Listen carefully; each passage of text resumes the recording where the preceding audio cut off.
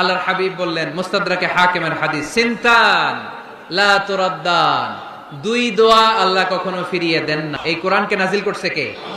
নাজিল কি উপরের থেকে হয় না নিচ থেকে? তার মানে ওয়া আনজালনাল হাদিদ, লোহাকে আল্লাহ এইভাবে নাজিল করছে। কোরআন যেমনি উপর থেকে নিচে, ফ্রম আপ টু ডাউন, বৃষ্টি যেমনি উপর থেকে নিচে, তেমনি লোহাকে উপর থেকে নিচে নাজিল করেছে কে? কোরআনের এই আয়াত থেকে বোঝা যায় লোহা পৃথিবীর উপাদান নয়, লোহা নিশ্চয়ই বাইরে থেকে এসেছে। সায়েন্স বর্তমান সময়ে এটাই বলছে, চিল্লায় কোন সুবহানাল্লাহ। সায়েন্স বলছে লোহার একটা মলিকিউল তৈরি করতে যে টেম্পারেচার বা তাপ লাগে, এটা পৃথিবীতে দূরের কথা, সূর্যের ভেতরেও নাই। 1 কোটি ডিগ্রি সেলসিয়াসের তাপমাত্রা ছাড়া লোহার কোনো অণু পৃথিবীতে তৈরি হওয়া সম্ভব না। চিল্লায় বলো ঠিক কিনা? এত বেশি তাপমাত্রা, সৌরজগতের সব গ্রহ নক্ষত্রের তাপমাত্রা একসাথে মিলালেও চলবে না। তার মানে কোরআন যা বলেছে আর সায়েন্স যা বলেছে মিল আছে না নাই? এরপরে কোরআন পাহাড়ের ব্যাপারে বলেছে, ওয়াজআলনাল জিবালা আওতাদা, আমি পাহাড়গুলোরে পেরেকের মতো জমিনে ঢুকিয়ে দিয়েছি। সুবহানাল্লাহ। তাহলে পাহাড়কে আল্লাহ তাআলা পেরেকের সাথে তুলনা করলেন। কিসের সাথে? পেরেক চিনেন? কাঠের ভিতরে ঢুকে না, দেয়ালে ঢুকে। তাহলে আল্লাহ পাহাড়গুলোরে বললেন পেরেক। আচ্ছা, পেরেক যখন আমরা কাঠের ভিতরে ঢুকাই, পুরো পেরেকটা কাঠের ভিতরে ঢুকে যায়, উপরে শুধু কি থাকে? মাথাটা থাকে, ঠিক কিনা? তার মানে আমরা যে পাহাড় দেখতে পাচ্ছি এটা পাহাড়ের মাথা। পুরো পেরেক যেমনি কাঠের ভিতরে, পুরো পাহাড়টা আছে মাটির ভিতরে। চিল্লায় পড়ি আল্লাহু আকবার। জমিনে আমরা দৃশ্যমান এই পৃথিবীতে খালি চোখে যে পাহাড় দেখতে পাই, এটা আসল পাহাড় না, এটা পাহাড়ের মাথা। যেমনি পেরেক যখন কাঠের ভিতরে ঢুকে দেই, পুরো পেরেকটা কাঠের ভিতরে ঢুকে যায় কি যায় না? পেরেক নিয়ে যখন আমি হাতুড়ি দিয়ে মারলাম, পুরো পেরেকটা কই যায়? কাঠের ভিতরে, তাই না? তার মানে খালি চোখে যে পাহাড় দেখি, এটা পেরেকের মাথা যেমনি একটু দেখা যায়, এটা পাহাড়ের মাথা। আসল পাহাড় মাটির ভেতরে, উপরে যদ্দূর দেখা যায় তার কমসে কম 10 গুণ পাহাড় মাটির ভিতরে রেখে দিয়েছে কে?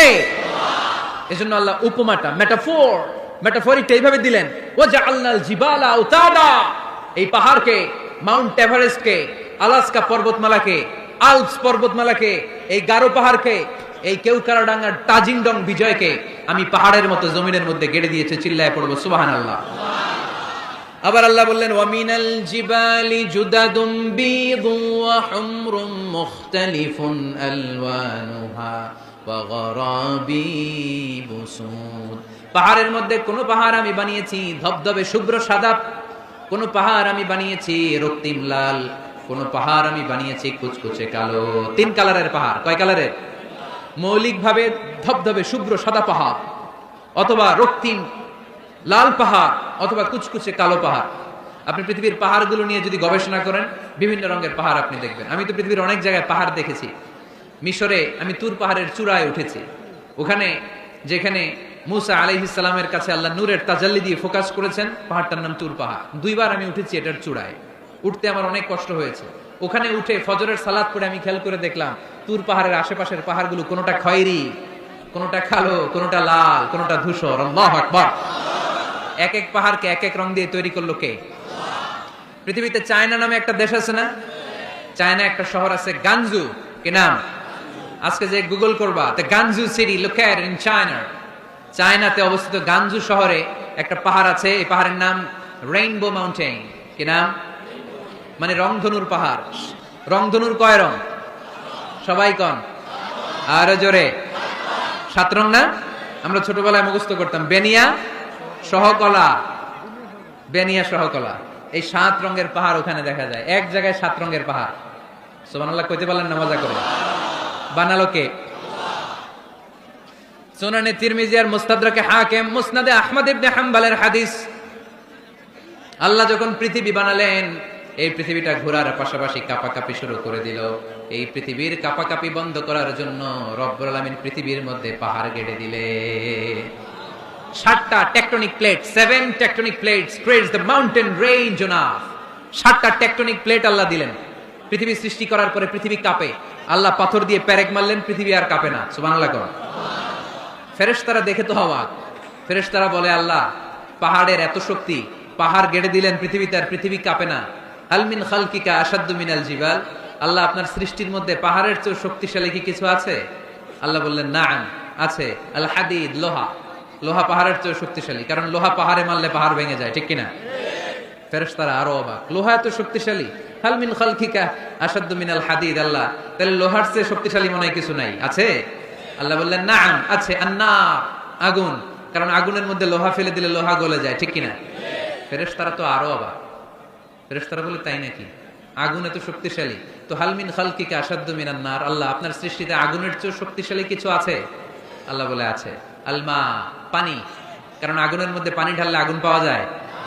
ফেরেশতারা তো এবার আরো অবাক, পানি এত শক্তিশালী, হাল মিন খালকিকা আশাদ্দু মিনাল মা, আপনার সৃষ্টিকুলের মধ্যে পানির চাইতে শক্তিশালী কি কিছু আছে? আল্লাহ বলে আছে। সেটা আবার কি? আল্লাহ বলে আর-রিহ, বাতাস। বাতাস যখন সাগরের পানির মধ্যে উচ্ছ্বাস মারে তখন এটা জলোচ্ছ্বাস হয়ে যায়, ঠিক কিনা? বাতাসের ধাক্কায় পানি জলোচ্ছ্বাস হয়ে এক জায়গা থেকে আরেক জায়গায় যায়। আল্লাহ বললেন পানির চাইতেও শক্তিশালী সৃষ্টি আমার আছে, ওইটার নাম বাতাস। ফেরেশতারা অবাক হয়ে আবার জিজ্ঞেস করে, আল্লাহ আপনার সৃষ্টিকুলের মধ্যে বাতাসের চাইতেও শক্তিশালী কিছু আছে কিনা বলেন। আল্লাহ বললেন আছে। বাতাসের চাইতেও শক্তিশালী হলো আমার আশরাফুল মাখলুকাত মানুষ। মানুষ শক্তিশালী, ওই মানুষ যে মানুষ গোপনে দান করে। গোপনে আল্লাকা সিররুন ইনদাল্লাহ বাইনাকা আনতা ওয়া বাইনাল্লাহ, আল্লাকা সাদাকাতুন তাখফা লা ইয়ালামুহা ইল্লাল্লাহ, আল্লাকা সিররুন ইনদাল্লাহ বাইনাকা আনতা ওয়া বাইনাল্লাহ, আল্লাকা সাদাকাতুন তাখফা লা ইয়ালামুহা ইল্লাল্লাহ। পড়তে হবে আল্লাহু আকবার। গোপন দান যিনি করে তিনি সবচাইতে শক্তিশালী, ঠিক কিনা? নাকি অমুক ভাই বিশিষ্ট সমাজ সেবক 2 লক্ষ টাকা, বলেন মারহাবা, এইভাবে দান করবেন? মারহাবা করলেও আসি, না কইলেও আসি, ঠিক কিনা?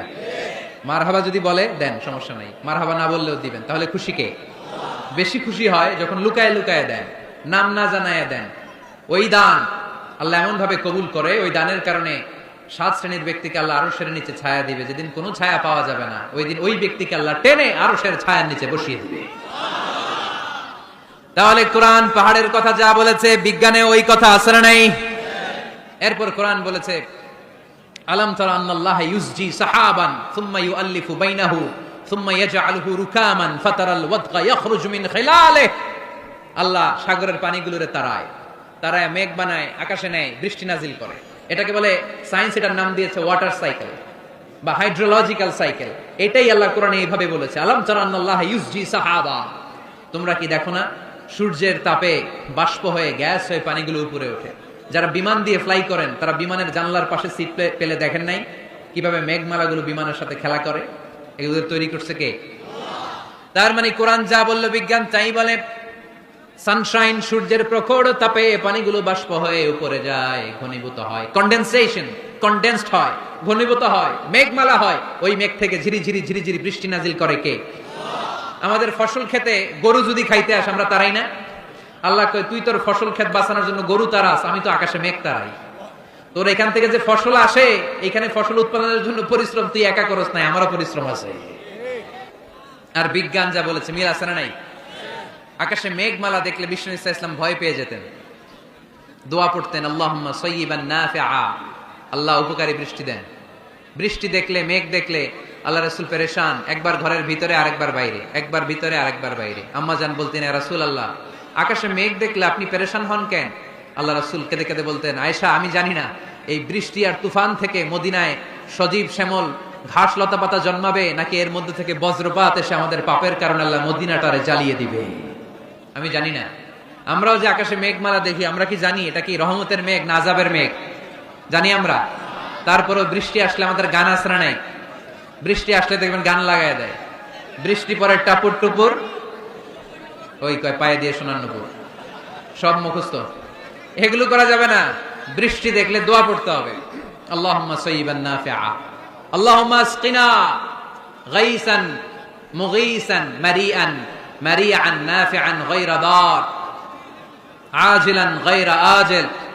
আল্লাহ এই মেঘমালা থেকে এমন বৃষ্টি দাও যে বৃষ্টি আমাদের জন্য কল্যাণকর, যে বৃষ্টিতে ঘাস লতা পাতা জন্মায়, যে বৃষ্টিতে আমাদের গবাদি পশুর জন্য রিজিক থাকে, কল্যাণকর বৃষ্টি দাও আল্লাহ, ক্ষতিকর বৃষ্টি দিও না, তাড়াতাড়ি দাও, দেরি করো না। চিল্লায় পড়েন আমিন। আল্লাহর হাবিব বললেন, মুস্তাদরাকে হাকিমের হাদিস, সিনতান লা তুরাদ্দান, দুই দোয়া আল্লাহ কখনো ফিরিয়ে দেন না। কয় দোয়া? এক হচ্ছে ইনদান নিদা, আজানের পরে যে দোয়াটা করা হয়, আজান আর একামতের মাঝখানে দোয়া, আজানের সময় দোয়া, এই দোয়া আল্লাহ ফিরিয়ে দেয়, একটা গেল। দুই নাম্বার হচ্ছে তাহতাল মাতার, বৃষ্টির নিচে দাঁড়িয়ে দোয়া করলে ওই দোয়া কবুল করে কে? আর আমরা বৃষ্টির নিচে দাঁড়িয়ে আঁকা বাঁকা মেঠো পথে কোন রূপসী হেঁটে যায়, আছে না নাই? বৃষ্টি আসলে আমরা ভাবুক হয়ে যাই, দরজা জানলা বন্ধ করে দিয়ে অনেকে গান বাজনা ছেড়ে দেয়, হিন্দি গান লাগায় দেয়। তো জন্য বৃষ্টি নাজিল হলে আমরা যেন আল্লাহর কাছে দোয়া করি। বৃষ্টির সময় দোয়া করলে ওই দোয়াটা কবুল করে কে?